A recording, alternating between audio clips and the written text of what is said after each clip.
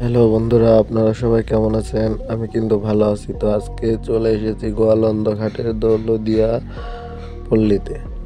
তো চলুন বন্ধুরা, আমরা দেখাবো আজকে দৌলতদিয়াতে 10টি ভিআইপি এবং সেরা সুন্দরী জিনিস যা আপনারা আগে কখনো দেখেননি। তো বন্ধুরা, দেরি না করে চলে যাই। আজকে ভিআইপি অনেকে আছে। আজকে ভিআইপি মানে দেখতে পাচ্ছি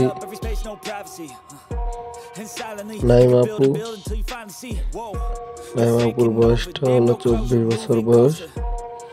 উনি পল্লী মেন গলিতে থাকে। আপনারা যারা কাজ করতে চান তারা অনায়াসে নাইমাপুর সাথে কাজ করতে পারে। নাইমাপুর আচার ব্যবহার খুবই ভালো। বন্ধুরা, আজকে দেখা যাক নাম্বার 2 অর্থাৎ ভিআইপি 2 কে আছে। ভিআইপি 2 আছে শাপলা আপু। দেখেন শাপলা আপুর কি চেহারা, ওয়াও! নায়িকা পুরা ফেল। নায়িকারাও এর কাছে ফেল মারবে। তো শাপলা আপুর রেট কিন্তু 800 টাকা। তোমরা যারা আসবে শাপলা আপুকে পেয়ে যাবে।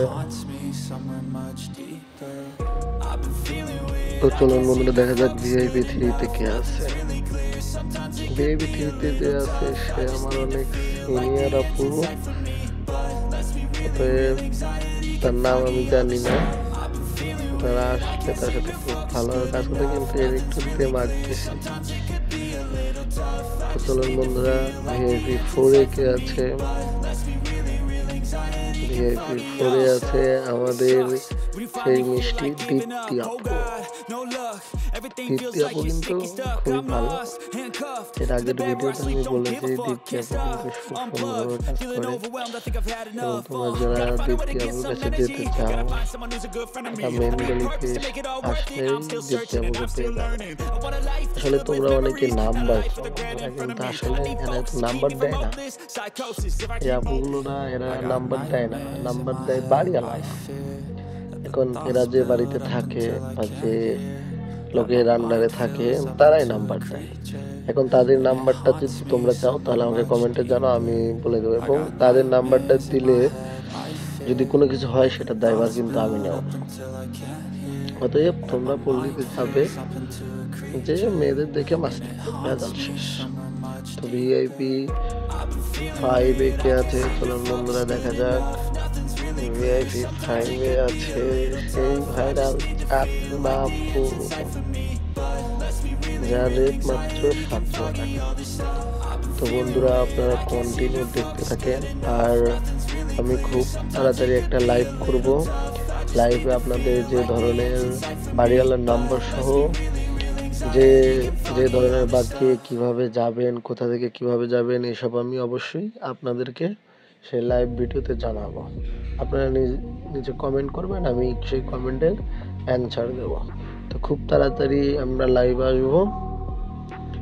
লাইভে এসে আপনাদের সকল প্রশ্নের উত্তর দেব এবং কে কিভাবে যাবে বা কি সিস্টেম, যারা নতুন তাদেরকেও সুন্দরভাবে বলে দেব। আমাদের চ্যানেলটি যারা লাইক সাবস্ক্রাইব করেননি তারা অবশ্যই দয়া করে লাইক সাবস্ক্রাইব করে পাশে থাকবেন এবং মজার মজার ভিডিও দেখবেন। তো বন্ধুরা, কন্টিনিউ আপনারা ভিডিওটি দেখতে থাকুন। ভালো লাগলে লাইক, কমেন্ট এবং শেয়ার করে দেন। আর যদি আপনাদের বাড়িওয়ালার ওরা যে বাড়িতে থাকে, কর্মীরা যে বাড়িতে থাকে বা যার আন্ডারে থাকে তার নাম্বারটা যদি পেতে চান তাহলে অবশ্যই কমেন্টে দেখবেন বাড়িওয়ালার নাম্বার, তাহলে আমি নাম্বারটা দিয়ে দেবো, কোনো সমস্যা নেই। কিন্তু বন্ধুরা, যদি আমি নাম্বার দিই আবার যদি কোনো কিছু বা কোনো ঝামেলা হয় তাহলে দেখবে আমাকে এসে তোমরা গালাগালি করবা। তো তোমরা বুঝে শুনে বাড়িওয়ালার নাম্বার শুনে যদি ঠিকভাবে কথা বলে কথা কাজে ঠিক থাকে তাহলে যে বাড়িওয়ালার সাথে দেখা করবো সেটাও খুবই ভালো হয়। আচ্ছা বন্ধুরা, continue, see on the video. Can't seem to focus good enough. Nothing's really clear. Sometimes it could be a little tough. I just need to feel like the end's in sight for me. But let's be really real, anxiety can foggy all this stuff. I've been feeling weird, I can't seem to focus good enough. Nothing's really clear, sometimes it could be a little tough. I just need to feel like the end's in sight for me. But let's be really real, anxiety can foggy all this stuff.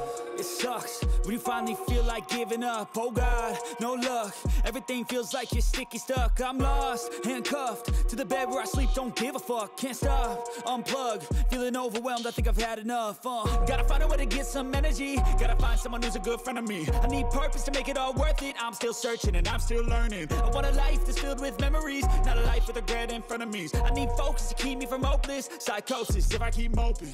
I got nightmares in my head, I fear that the thoughts build up until I can't hear, that my mind fills up into a creature, and it haunts me somewhere much deeper.